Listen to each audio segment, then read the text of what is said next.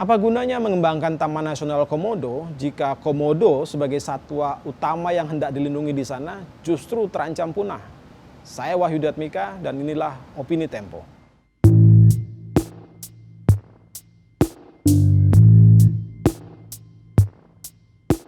Rencana pemerintah untuk mengembangkan Taman Nasional Komodo sebagai destinasi super prioritas kembali menuai kontroversi. Sejak 2 tahun yang lalu sebetulnya masyarakat lokal sudah berulang kali menyuarakan penolakan.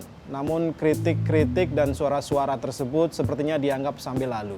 Ada yang mengkhawatirkan kalau rencana-rencana besar ini hanya akan berujung pada terancamnya komodo, salah satu satwa langka yang usianya lebih dari 45 juta tahun, dan terpinggirkannya masyarakat lokal yang ada di sekitar Taman Nasional.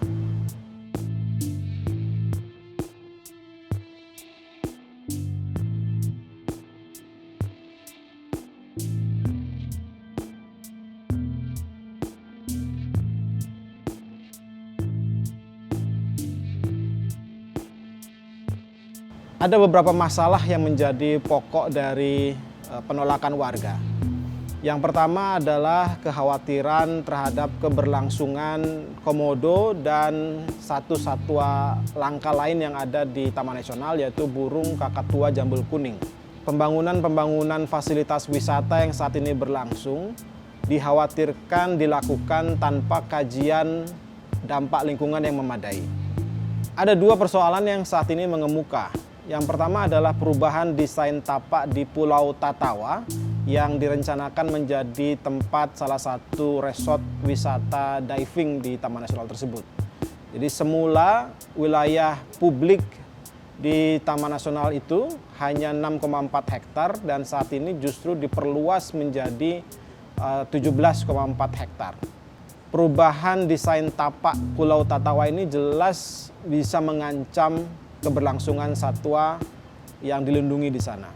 Kekhawatiran lain adalah soal perubahan zonasi. Jadi ada 2 pulau, Pulau Muang dan Pulau Bero di Taman Nasional Komodo yang diduga akan dipindah zonasinya dari semula zona inti menjadi zona pemanfaatan. Kenapa diubah?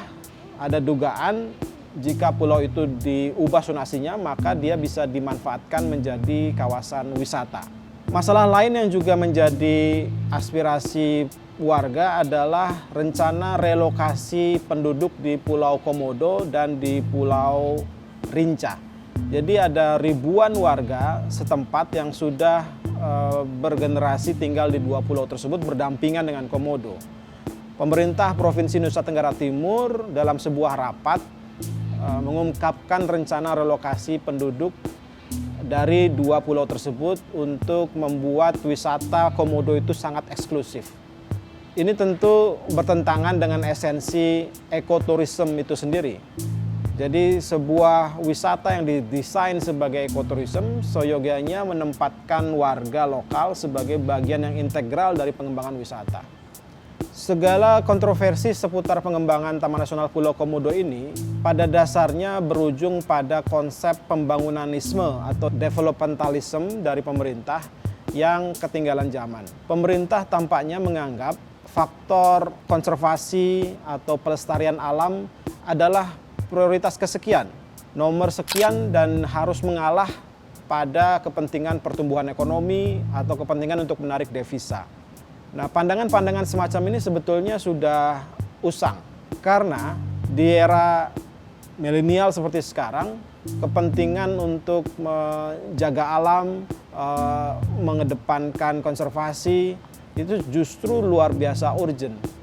Kita dihadapkan pada krisis iklim yang luar biasa dan segala usaha untuk mempertahankan setiap jengkal alam lestari sekitar kita justru sangat penting. Apa mungkin pemerintah mampu mendatangkan wisatawan yang mau bermalam di Pulau Komodo dengan biaya ribuan dolar kalau ada kampanye aktivis-aktivis lingkungan yang membuka borok-borok pemerintah tentang dampak-dampak negatif pengembangan Taman Nasional Komodo ini? Belum terlambat untuk Presiden Joko Widodo berubah haluan di Taman Nasional Komodo. Masih ada waktu untuk mengoreksi arah pembangunan di sana. Saat ini beberapa proyek pengembangan fasilitas wisata itu baru dimulai sebagian.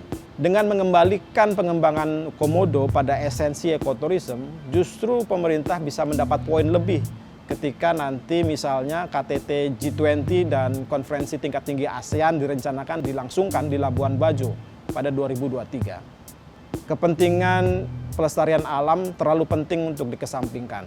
Banyak yang dipertaruhkan jika kita tidak berhasil menjaga alam untuk generasi-generasi mendatang.